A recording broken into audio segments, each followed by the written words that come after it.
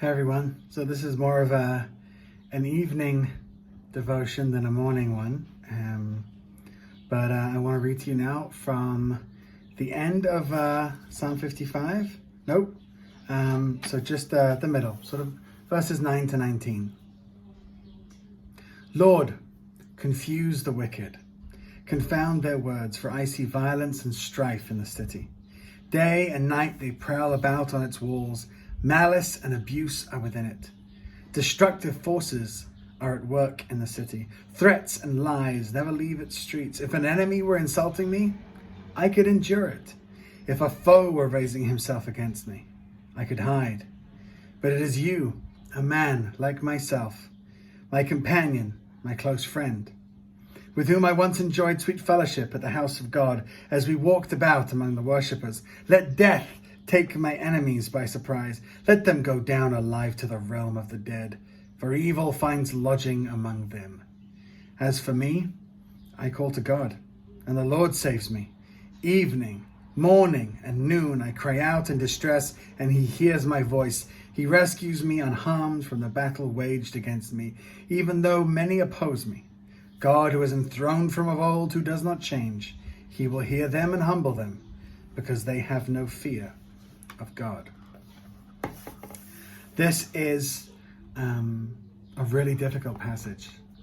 And the reason it's difficult is because David is being honest about the fact that what's going on in his heart, the reason that in verse,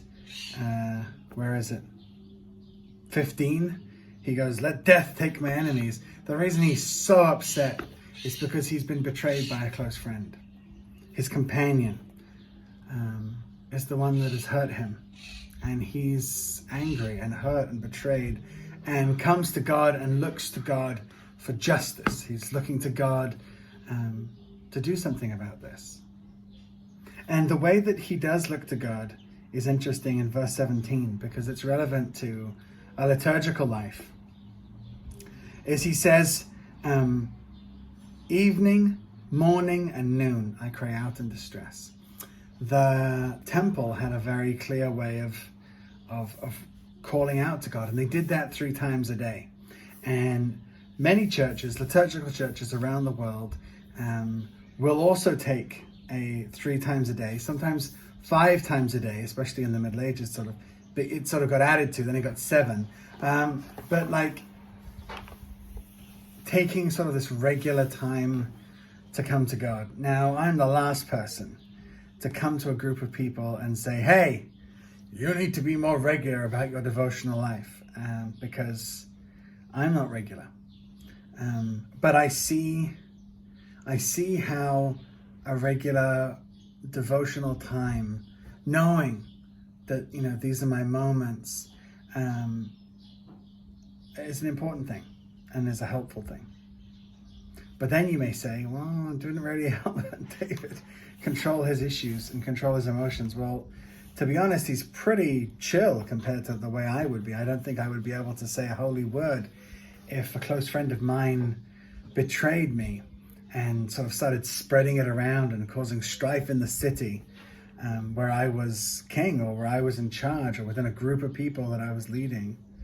I think I'd find that very difficult. But here David's opening himself up, and I think it's important both to remember that it's obviously important to talk about these things.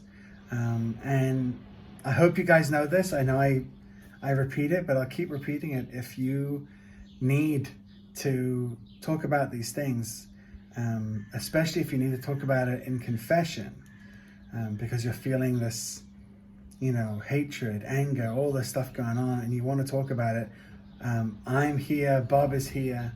Let us know. We're here to listen and we're here to talk. But it's important to talk to God about this, even if you do it with someone else or if you do it on your own, but to really just talk to the Lord.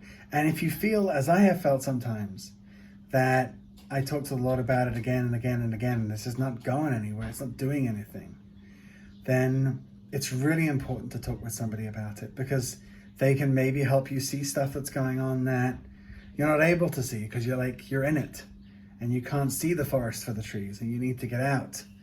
And somebody else can help you do that. So if someone's struggling with that kind of emotion, then let us know. Or talk to a friend, talk to a trusted brother or sister in Jesus to go over it. And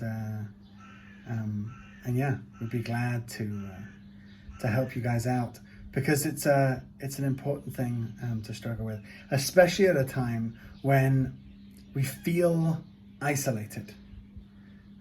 We feel far from each other. And it was interesting, I was talking to a few people today that run a ministry to soldiers and a ministry to youth. And they were saying less and less people are coming to those youth meetings and those soldier meetings. And you would think, well, why? Because now's the time when you would want connection more than any other time, but now's the time when we come the least. Why? Well, it's because being disconnected leads us into a disconnected mode. I'm